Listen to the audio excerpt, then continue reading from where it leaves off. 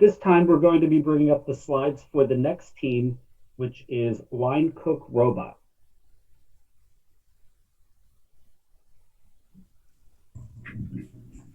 And the team can start whenever they're ready. Okay, thank you. One second.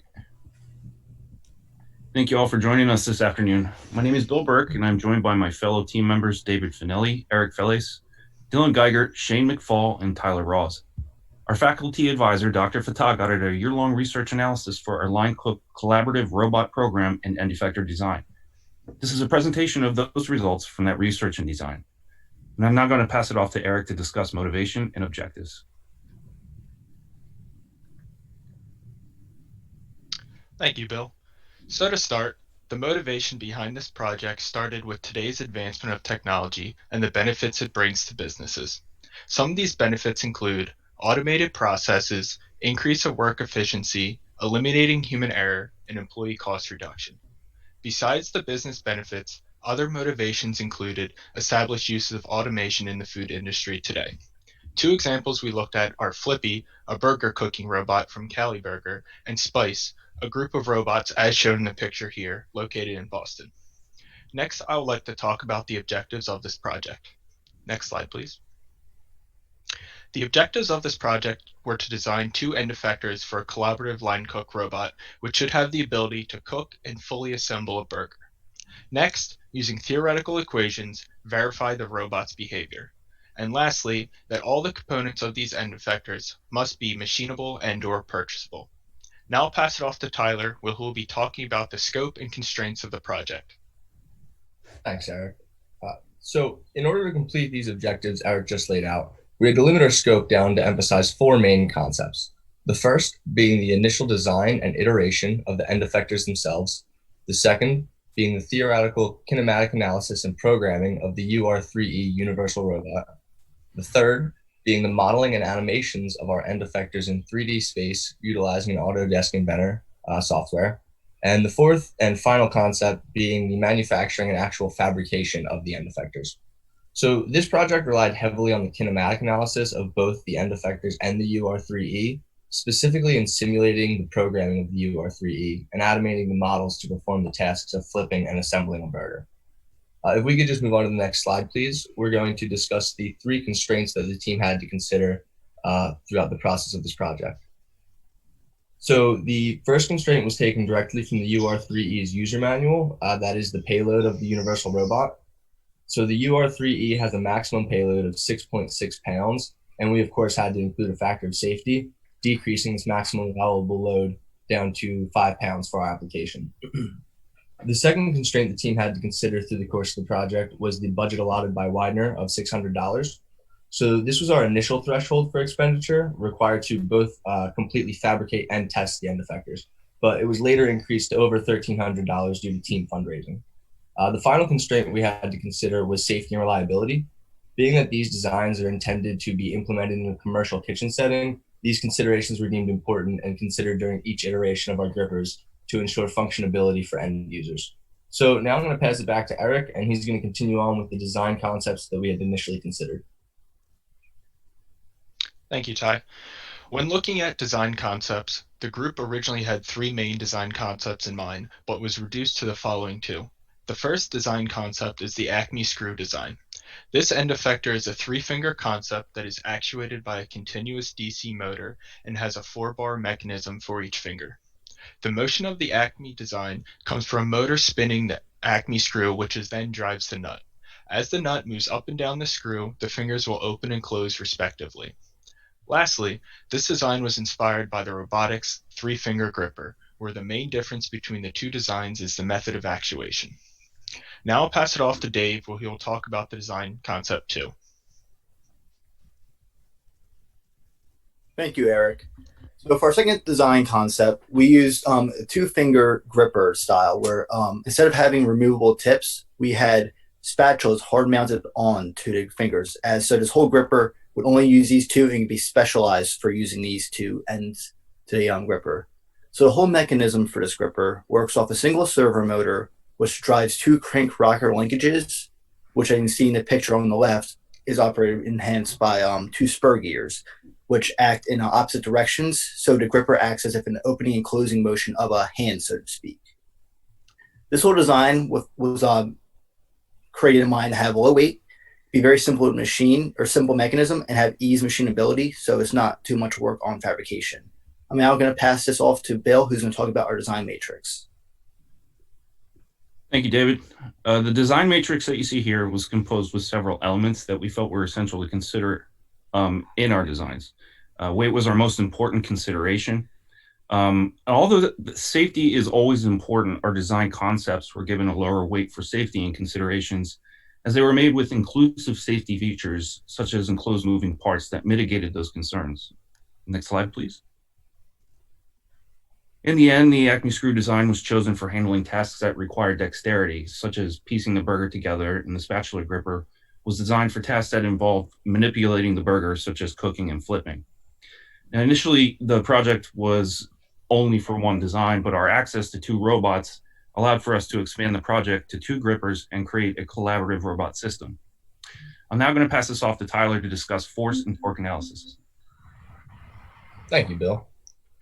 Now, starting with the force analysis, in order to make sure that both end effectors would be strong enough to hold the burger, a static force analysis was done for each gripper, knowing that a burger would have an assumed maximum weight of 2 pounds and a coefficient of friction of 0.63 between the burger and the gripper material. So the spatula gripper, by design, has 2 points of contact, thus resulting in a minimum required gripping force of 1.57 pounds. The Acme gripper, on the other hand, having 3 points of contact, requires a slightly lower minimum force, in this case 1.05 pounds. Now, we also wanted to consider a maximum force that the gripper should not exceed so as not to crush the burgers when handling them. This was done experimentally by placing weights on a cooked burger in increments of 5 pounds and analyzing the deformation. So after 45 pounds had been applied and no permanent deformation had occurred, it was concluded that this force would be an acceptable maximum force, as the gripper forces were not expected to exceed this. So if we can move on to the next slide, please, we will cover the torque analysis required for the Acme gripper. So in order to actuate the Acme gripper and convert the motor's rotational motion into translational motion, the Acme nut and screw assembly was utilized. So we know the minimum force requirement of 1.05 pounds, as discussed on the previous slide, the nut and screw material chosen, which was steel on steel, and the size of the Acme screw, in this case being a 1/4-20 Acme screw. This 1/4-20 denoting a nominal diameter of 1/4 inch and a count of 20 threads per inch length of screw. So knowing these variables, we were able to calculate an acceptable raised torque range of 0.027 to 0.039 pound force inches needed to be supplied by the motor in order to actuate the gripper properly. So we're going to take a step in a different direction now and take a look at the kinematic analysis of the individual grippers. So if we could just move on to the next slide, please. Each gripper was a 4-bar mechanism consisting of 1 degree of freedom. However, each was designed using a different type of 4-bar. So the spatula gripper was a rocker-rocker mechanism driven by rocking link 2, driving it in a rocking motion using the servo motor. And the coupler position was then driven in a similar rocking motion, which was desired by the team to produce that scooping and gripping motion of a spatula. Excuse me. And the Acme gripper, on the other hand, was a slider rocker mechanism. In having the Acme screw actuated by the continuous servo, the Acme nut was driven translationally, resembling this slide motion. So this slide then drives the 4-bar mechanism, resulting in the closing and opening of the Acme gripper, kind of in that pinching, gripping motion of a typical human hand. So both of these motions were verified initially in the inventor software we had talked about, but they were then confirmed in the kinematic specific software linkages to make sure that all positions and angles would be acceptable, which they were. So I'm now going to pass it off to Dylan, who's going to cover the kinematic analysis of the actual UR3E robot itself. Thanks, Ty. All right, so there are 2 types of kinematics that we focused on, forward kinematics and inverse kinematics. And I'll get into the inverse kinematics on the next slide, but for now I just want to focus on the forward kinematics. So the forward kinematics is when you have known values for every joint angle, that is theta 1 through theta 6, and you want to find out the resulting position of the end effector due to these angles. So the UR3E actually has forward kinematics programmed into its control pad, but we had to verify that the results from this program are correct. So this was done using a spreadsheet in Excel, where one could enter the values of the joint angles, and it would return the position of the end effector based off of theoretical equations. The spreadsheet also incorporated the DH parameters specific to the UR3E, and DH parameters are just used to define the physical capability of the robot, as in they dictate where the robot can and cannot reach. To confirm the UR3E's programming, we compared X, Y, and Z positions obtained from the program to X, Y, and Z positions obtained from the spreadsheet when using the same values for the joint angles. And we found that each position from the program agreed with the theoretical results within 1 millimeter. So with the forward kinematics verified, we can move on to the inverse kinematics. So if we could move to the next slide, please. Thank you. So the inverse kinematics are the opposite of the forward kinematics, meaning that we have a desired position and orientation of the end effector, but we don't know the values of the joint angles needed to achieve this position and orientation. So code was written in MATLAB to carry out the process of finding these values for the joint angles. The code was verified by plugging in the positions and orientations obtained from the forward kinematics and comparing the solution from the inverse kinematics code to the known solution from the forward kinematics program. Now, there are actually 8 solutions to the inverse kinematics for any position and orientation, as can be seen in this figure. If you can see, the final joint does not change its position and orientation, while all the other joints do. These other solutions are useful if there's an obstacle involved. If one solution doesn't work because the robot would collide with an obstacle in the way, one of the other 7 solutions could possibly work around the obstacle. As it is right now, the MATLAB code only finds one of these solutions reliably, so potentially this code could be improved upon by another group in the future. Ideally then, this code would be used to find multiple solutions for the joint angles for any desired position and orientation, and then following this, the values of the joint angles could be used in the programming of the robot. So now with that, I'll pass it off to Shane, and he'll get into the details of the programming. Thank you, Dylan. All the programming for the robot itself was done using the teach pendant of the UR3E, which is just a touchpad controller that's wired up to the robot. From this teach pendant, the robot could be moved to the desired location by inputting the values of the angles we found from the inverse kinematics. Unfortunately, we were unable to control the servo motors directly from the teach pendant. To circumvent this issue, we connected servo motors up to an Arduino Uno. The Arduino would then measure the voltage of the analog output of the UR3E and move the servo motors according to the voltage level. And in the bottom right, you can see just a video of a practice programming. Now I will hand it off to Bill to talk a little bit about the fabrication on the next slide. Thank you, Shane. Olympic Tool in Aston, Pennsylvania was chosen as our manufacturer for the fabrication of the Acme screw design. Because of time and material constraints, they can only take on half the project. Additionally, we chose the Acme screw design to be outsourced for machining for its needs of more precise machining methods. The spatula gripper itself was fabricated using resources at Widener, such as the machine shop and the 3D printer. Next slide, please. So this was the most exciting part of the project because it was the culmination of a year's work materializing.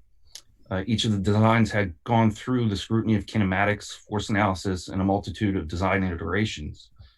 Our final products are a product of those studies, and the Acme screw design was finished right at the end the closure of the school. Pictured on the right is our final product for the Acme screw design. It falls well within our weight standards at just under 3 pounds and achieves a full range of motion and supports the proof of concept. Next slide, please. The spatula gripper is pictured here on the left. It was assembled using a mix of parts that were 3D printed, purchased from McMaster Car, and laser cut at Olympic Tool. Because of the school closure, only about 75% of the gripper could be assembled. We do believe, however, that a complete assembly would support a proof of concept. I'm going to pass this back to Shane so he can go over the animation of the robots. Thank you, Bill. Due to the school shutting down, unfortunately, we were unable to attach our end effectors to the robots in the lab. Due to this, we decided to make animations to show what it would look like to put our end effectors on the robots. All of our animations were done using the 3D models we made in Inventor. And within Inventor, there is an application called Inventor Studio, which we used to animate each of our designs by changing the different constraints of the end effectors. As for the model of the universal robot itself, the model was found on a free 3D model file sharing website called GrabCAD. That is how we made all of our animations, and now I'll pass it off to Dave to talk about our results on the next slide. Thank you, Shane. So as our end results, at the end of the semester, we were able to have 2 end effector designs that were chosen off our design matrix, both be conceptualized and then later on designed. We had an initial budget of $600 for this project, where we had $232 unspent, so we were well within budget. On top of that, team fundraised $745, which only $100 of that had been spent. So again, much of that was not used. Throughout the project, we had several iterations made for each design, and we had as well renderings at the end there for simulation. The Acme screw design was fabricated outside Widener, as it needed precise machining, and this one was later completed and assembled. The spatula gripper, on the other hand, was mainly 3D printed at Widener University, as well as had many parts purchased from McMaster Carr. This was mostly assembled, however, it fortunately could not be completely finished due to the need for more 3D printing past the period of school closure. It was determined that both designs would likely accomplish all tasks they were given, as they seem to, what we have so far, been able to give all the motion we desired from them. So moving on to the conclusion slide. With the semester coming to a close, we had much accomplished with this project. We had 2 completely different end effectors designed, and one was fully fabricated, the other one was mostly fabricated. In terms of theory, we had success in both the kinematics, both forward and inverse kinematics, as well as we had programming of the UR3E robot. Very much success with that. On top of that, we also had a huge amount of success with tying in the servo motor controls to the UR3E teach pendant. So we were able to control the servos of the grippers directly from the robot controls, which makes it a lot less hassle for any end user. At the end of the semester, due to the lack of us being able to properly test the grippers on the robots in physical person, we were successful in being able to do simulations of this in Autodesk Inventor, as Shane just mentioned before. Unfortunately, though, due to the closure of the school, some things are left unaccomplished, such as a complete fabrication of the spatula gripper, connecting this and the Acme gripper to the robots, and then completing the actual programming of them working together, and then automating the task that we were initially tasked with. So moving on, we'll go into our recommendations. So for another team that would try a project like this, we would recommend, first off, the complete fabrication and assembly of the spatula gripper, as we were unable to do so, as previously mentioned. Attaching these grippers to the robots and then actually testing them physically, hoping that we can find more possible problems with the grippers that we've not seen as of this point that can possibly be worked out. And then to compare and validate these with our theoretical calculations we've done throughout the semester. So moving on, I'm going to pass it over to Shane, who's going to close us out. Thank you, Dave. Now Team 15 would just like to thank the Widener Mechanical Engineering Department and the Robotics Department for allowing us to use the robots in the lab. We would also like to thank our advisor, Dr. Fattah, our industry advisor, Mr. Chris Sockel, Joe Huffnall and Olympic Tool for fabricating our Acme design, and to all of those who donated to our project. So moving to the next slide. That is all we have for our presentation. Thank you all for listening, and we will now open the floor for some questions. Thank you. For the first question, we have, for the MATLAB code that calculates joint location based on end effector position, how does the MATLAB code select the one joint position solution as opposed to the other 7 potential solutions? So it finds many potential combinations, and it runs every combination through the forward kinematics process to find the end effector position and orientation, and it compares that with the goal position and orientation that you input from the beginning. So it will provide the solution that gets you closest to your goal position. Great, thank you. And there are no other questions.